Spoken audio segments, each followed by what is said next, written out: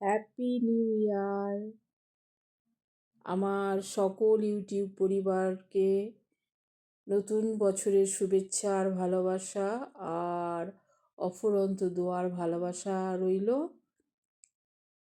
সামনে 2025 সাল যেন সবার জীবনে আনন্দ খুশি বয়ে নিয়ে আসে, আর সবাই যেন খুব খুব ভালো থেকো, এই দোয়ার কামনা করি সবার জন্য।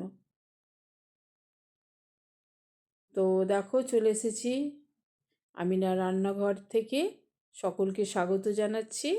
আর এই দেখো, গতকালকের ভিডিওতে শিমের সবজি দিয়েছিলাম, আর বাকি যে সবজিটা ছিল সেটা তো রান্না করতে হবে।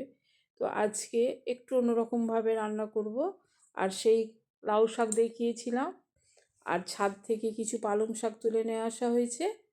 পালং শাক, লাউ শাক, বেগুন, মূলো, একটা আলু দিয়ে রান্না করব। আর একটু বাটা মশলা বেটে রেখেছি, সেই মশলাটা দিয়ে এই দুটো সবজি রান্না করব।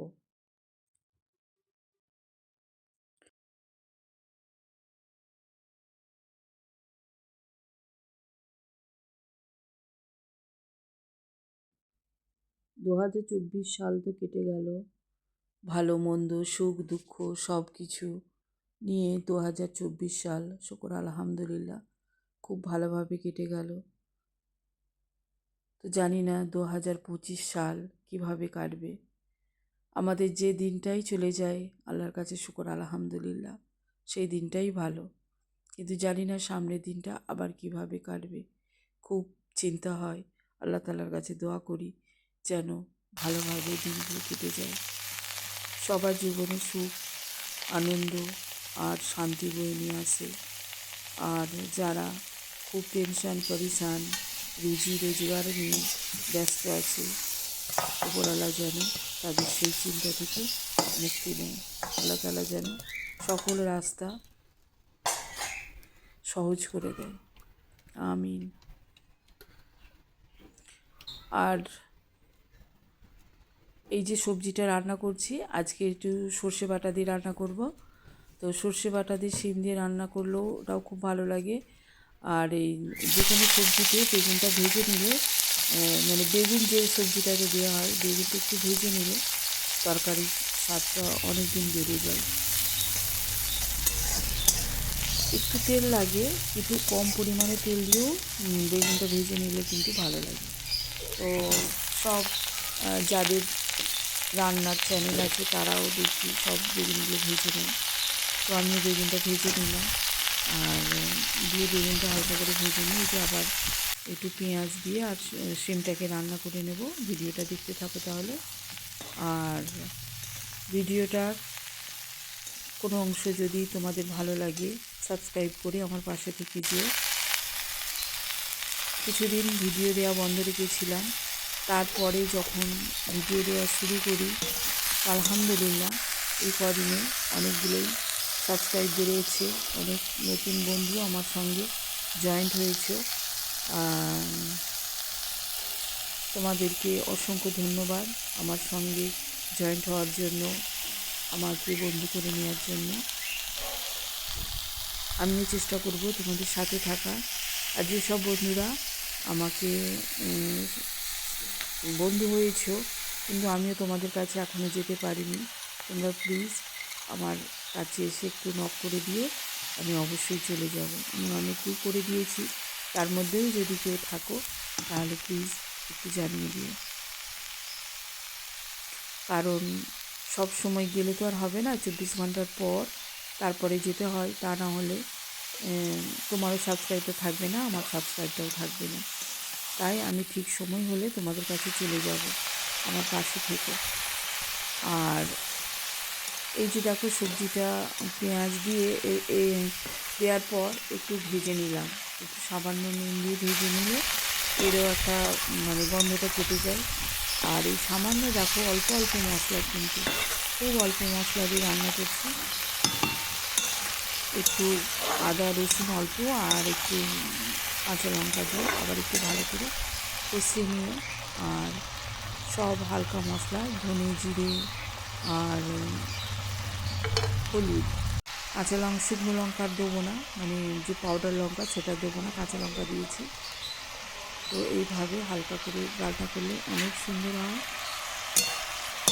তো কেমন লাগছে আমার ভিডিওটা তোমরা অবশ্যই জানিও কমেন্ট করে।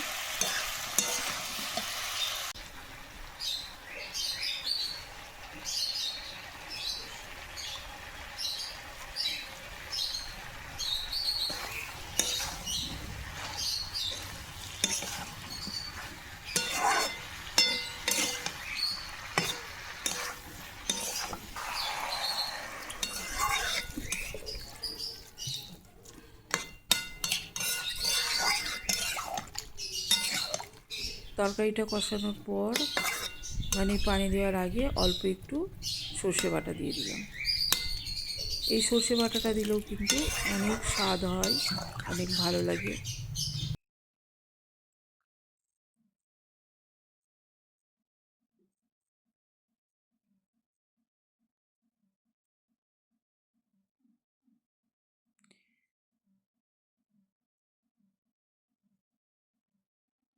तो मेरी रुखसाना बहन, तो ও আগের ভিডিওটা দিয়েছিলাম না, তো পাকিস্তান সে রুকসানা বহন বলেছিল যে এই সিমটা কি, তো সে নাকি বলেছে এই সবজিটা আমাদের এখানে হয় না, পাকিস্তানে নাকি সিমটা হয় না। তো যাই হোক, সেই জন্যই আমাকে জিজ্ঞাসা করেছিল যে এটা কী সবজি।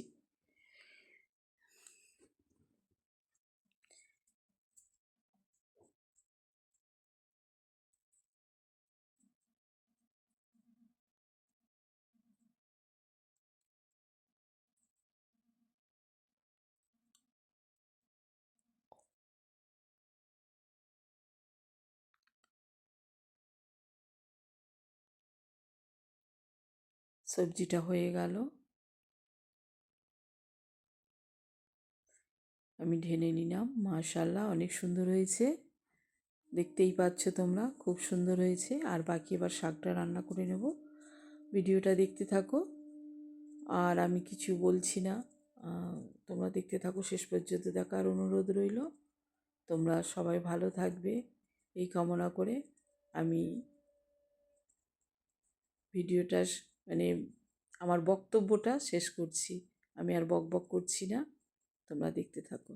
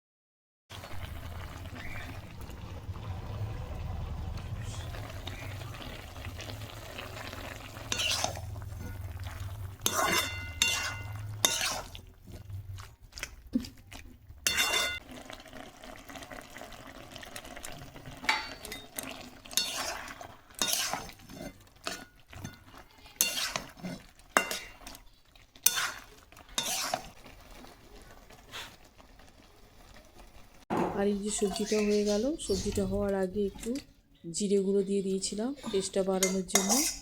আর তারপরে আর কি ওই যে সর্ষে বাটাটা দিয়ে দিয়েছিলাম। ব্যাস, দুটো সবজি রেডি। তোমরা সবাই ভালো থেকো, আল্লাহ হাফিজ, আসসালামু আলাইকুম ওয়া রাহমাতুল্লাহি ওয়া বারাকাতুহু।